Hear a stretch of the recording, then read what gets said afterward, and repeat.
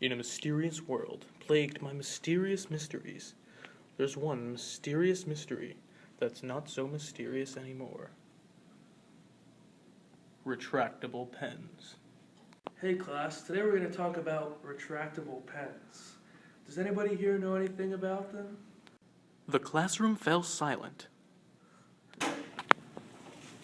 I have the answer. Before we get to that, we got to learn about the parts of a pen. First, we're going to reverse engineer this pen by taking it apart.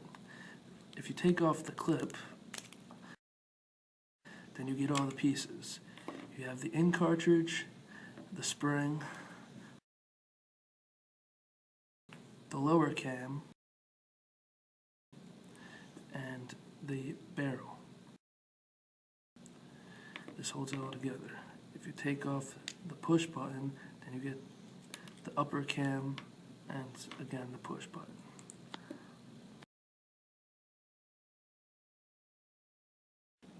Bet you didn't know there was that many parts, did you?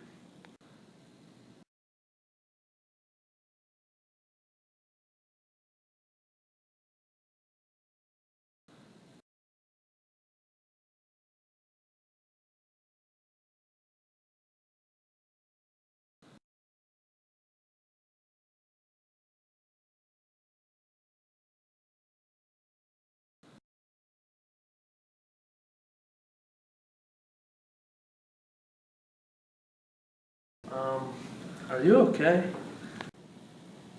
Yeah, I knew all that. Now can I show you how it works?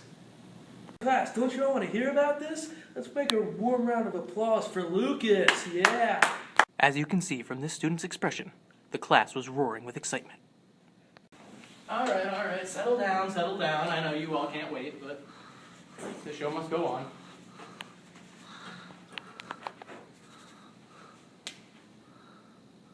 You know what you're doing, right?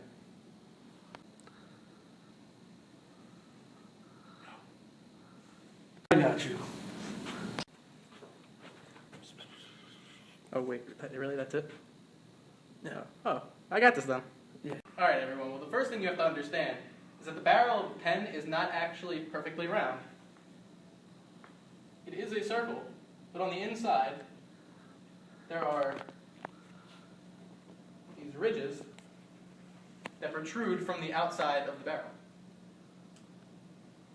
The position of the four positions of the pen that we're going to talk about is the retracted position. To represent those ridges that I just showed you on the inside of the barrel, we're going to use this scribbly line.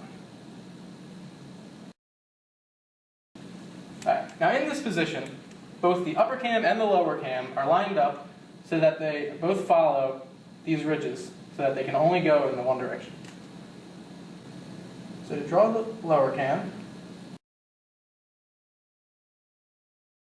and then the upper cam fits perfectly here.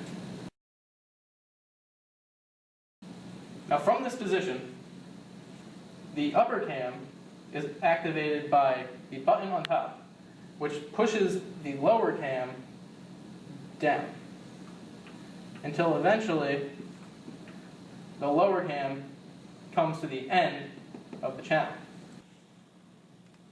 Alright, so at position number 2, the upper cam has pushed the lower cam completely off of the ridges. And the lower cam is now aligned with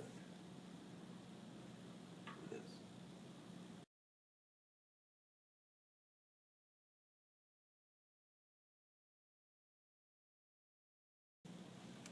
And now, with the force of the spring pushing the lower cam up into the upper cam, the lower cam actually slides this way.